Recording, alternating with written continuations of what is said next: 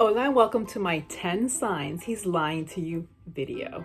I've been divorced for almost 9 years now and I've done my fair share of dating. I've sadly encountered several liars, some worse than others, and I'm not talking about those white lies that we tell sometimes to spare other people's feelings here. Oh, did you make these yourself? Let me try. Delicious. Before we get into it, I want to explain here that I'm a heterosexual woman, so my advice will come from that perspective and therefore may apply mostly to others of the same sexual orientation and or gender identity. Actually, I'm providing advice for women who are looking for a real relationship, not a hookup or a fling. I really don't have any experience with that approach to dating.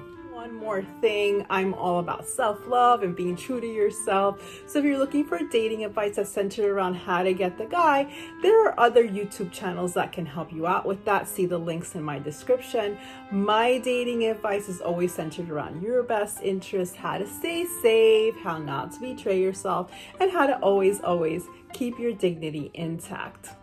It's something clear here. We have all lied at one time or another during our lives. However, some people lie and feel horrible about it and decide that they're not going to do it again. And for some people, it's just a way of life. I've caught men in all kinds of lies. I had a few lie to me about removing their online dating profiles after we had become exclusive, at their request, by the way. I had a couple tell me they were 10 years younger than they actually were. I remember thinking to myself that they were either lying or they had aged really badly. You're not fooling anyone when you give your age in dog years, guys. I had one man lie to me about the spelling of his last name, so I wouldn't be able to find him on social media and find out that he was actually 10 years older and a grandfather. I had one repeatedly swear to me that he was divorced when in fact he was only separated and hadn't even filed for divorce. The list goes on and on, chicas. There are two men that I dated that I believe to be pathological liars. They tell so many lies that they must have a hard time discerning between what's real and what's not real anymore. So I decided to compile a list of the common behaviors I have found in the hopes of helping some of you chicas out there. In this short video, I'm going to give you 10 signs that he's lying to you and one bonus tip, so make sure you watch until the end. Hi chicas poderosas, I'm Mari Rosa, self-love mentor, and this is my YouTube channel, Chica Power, where you learn how to fall in love with yourself first. Take a minute here and ask a favor. If you like this video and find it helpful, please give it a like and please por favor subscribe to my channel. You can also ring the bell, that way you're notified every time I upload a new video. I am committed to help guide you through your self-love journey, and subscribing to my channel essentially allows me to keep making these videos. So yes, I'm asking you to help me out so that I can help you out. Hey chicas, let's get started. The liars that I've encountered out there have not displayed all 10 of these signs, but they all have displayed several of them.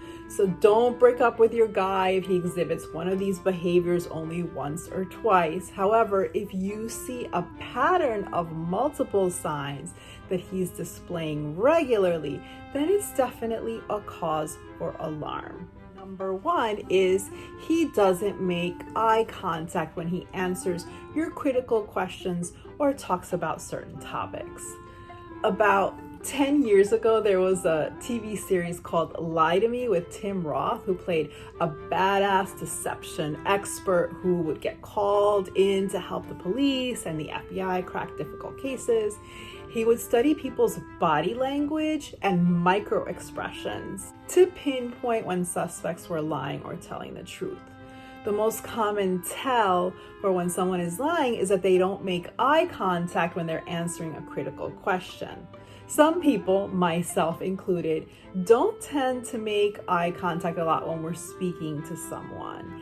I tend to make eye contact when I'm listening to someone, but when I'm actually speaking, I tend to kind of look away. However, if your partner typically does make eye contact when he's speaking to you, but looks away when you're asking a critical question, that could be a red flag. Two is he regularly lies to others. If your partner regularly lies to get out of having to take responsibility for something or to get something that he wants from other people, then there's a distinct possibility that he may lie to you as well. When I was dating one of the pathological liars that I mentioned before, he told me that he had lied to someone to get out of paying him back some money that he owed.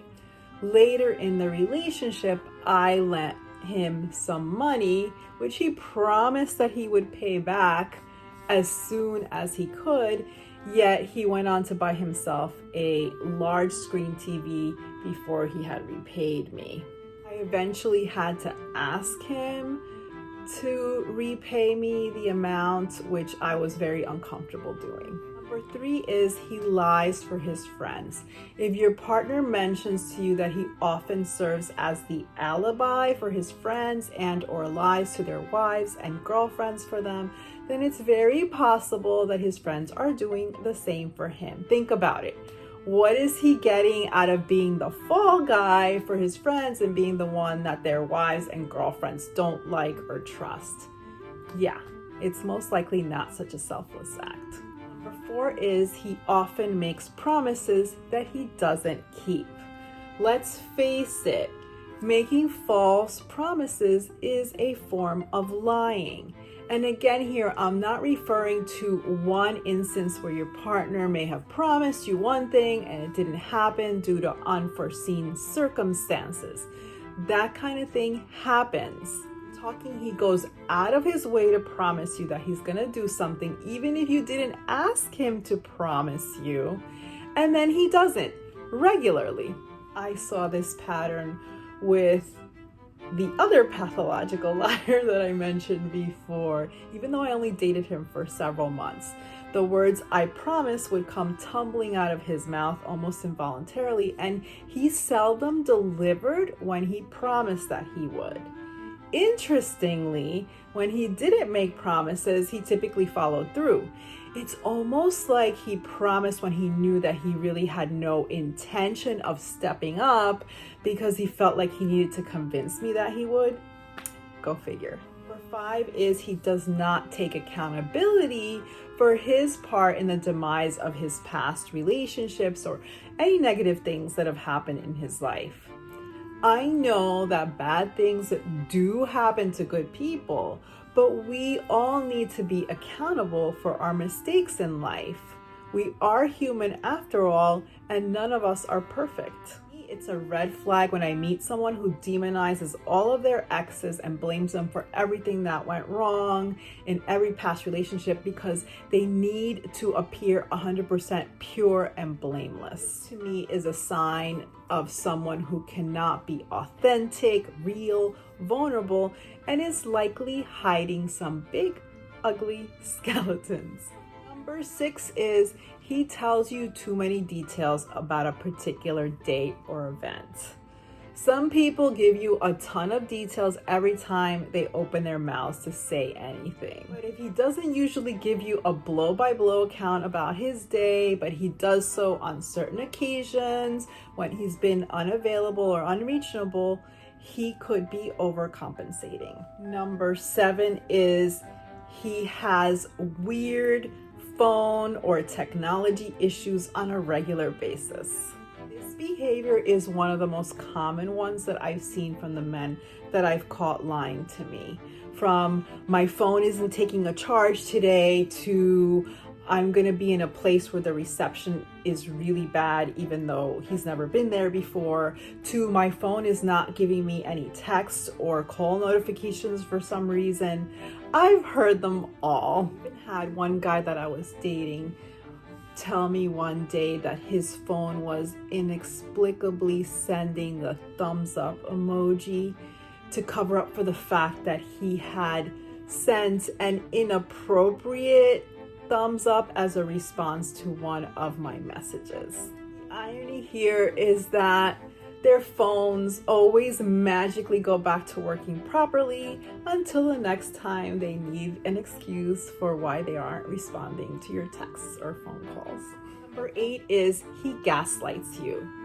Gaslighting, if you've never heard the term, is a form of manipulation where your partner misleads you or creates a false narrative to make you question your own perception of a situation. The thumbs up example I just gave you in number 7 is a perfect example of gaslighting.